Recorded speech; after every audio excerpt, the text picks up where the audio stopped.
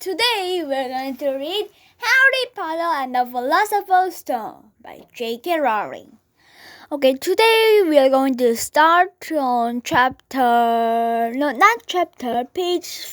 42. Okay? Harry leaped into the air. He trotted on something big and squashy on the doormat. Something alive. Lights clicked on upstairs, and to his horror, Harry realized that the big squashy something had been his uncle's face. Uncle Vernon had been lying at the floor of the front door in a sleeping bag, clearly making sure that Harry didn't do exactly what he'd been trying to do. He shouted at Harry for about half an hour and then told him to go and make a cup of tea. Harry strolled miserably off into the kitchen, and by the time he got back, the post had arrived right into Uncle Vernon's lap.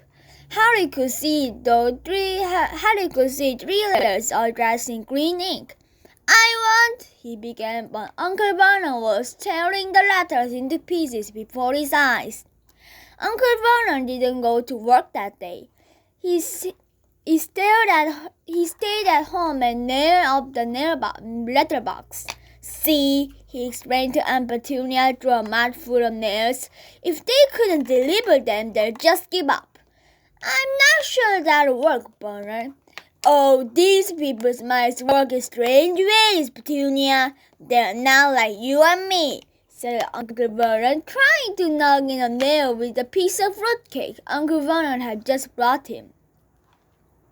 On Friday, no fewer than 12 letters arrived for Harry. As they couldn't go through the letterbox, they had been pushed under the door, shouted into the sides, and a few even forced through the small windows in the downstairs toilet. Uncle Vernon stayed at home again. After boarding all the letters, he got out a hammer and nails and bolted up the cracks around the front and back doors so no one could go out. He hummed tiptoe through the tulips as he worked and jumped at small noises. On Saturday, things began to get out of hand. 24 letters to Harry found their way into the house, rolled up and hidden inside each of the 2 dozen eggs that their very confused milkman had handed Aunt Petunia through the living room window. While Uncle Vernon made furious telephone calls to the post office and the dairy, trying to find someone to complain to, Aunt Petunia shredded the letters in her food mixer. "Who on earth wants to talk to you this badly?" the orderly asked Harry in amazement. On Sunday morning, Aunt Vernon sat down at the breakfast table looking tired and rather ill but happy. "No post on Sundays," he reminded them happily as he spread marmalade on his newspaper. "No damn letters today." Something came whizzing down the kitchen chimney as he spoke and caught him sharply on the back of the head. Next moment, 30 or 40 letters came pelting out of the fireplace like bullets. The Dursley stopped, but Harry leaped into the air trying to catch one. "Out! Out!"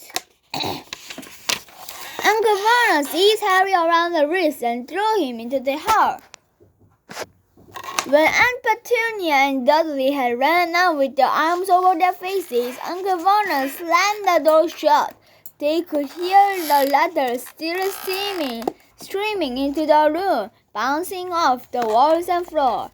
"That does it," said Uncle Vernon, trying to speak calmly but pulling great dots out of his mustache. At the same time, "I want you all back here in 5 minutes, ready to leave. We are going away. Just pack some clothes. No arguments." He looked so dangerous with half his mustache missing that no one dared argue. 10 minutes later, they had wrenched their way through the boarded-up doors and were in the car, speeding towards the motorway. Dudley had sniffed in the back seat. His father had hit him round the head for holding them up while he tried to pick packed his television, video, and computer in his watch bag. They drove and they drove. Abel and Petunia didn't dare ask where they were going. Every now and then, Uncle Vernon would take a sharp turn and drive in the opposite direction for a while. Shake them up, he would mutter whenever he did this. They didn't stop to eat or drink all day. By nightfall, Dudley was howling. He never had such a bad day in his life. He wanted to see and he'd never gone so wrong without blowing up an alien on his computer. Uncle Vernon stopped at last outside a gloomy-looking hotel on the outskirts of a big city. Dudley and Harry shared a room with twin beds and damp, musty seats. Dudley snored, but Harry stayed awake, sitting on the windowsill, staring down at the lights of passing cars and wondering. They ate stale cornflakes and cold tinned tomatoes on toast for breakfast next day. They had just finished when the owner of the hotel came over to the table. "Excuse me, but is one of you Mr. H. Potter? Only I got about 100 of these at the front desk." She held up a letter so they could read in the grinning address. Mr. H. Potter, Room 17, Railview Hotel, Courtwork. Harry made a grab for the letter, but Uncle Vernon knocked his hand out of the way. The woman stared. "I'll take them," said Uncle Vernon, standing up quickly and following her from the dining room. "Wouldn't it be better just to go home, dear?" and Petunia shrugged timidly.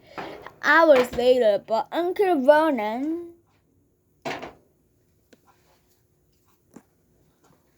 didn't seem to hear her. Exactly what he was looking for, none of them knew. He drove them into the middle of a forest, got out,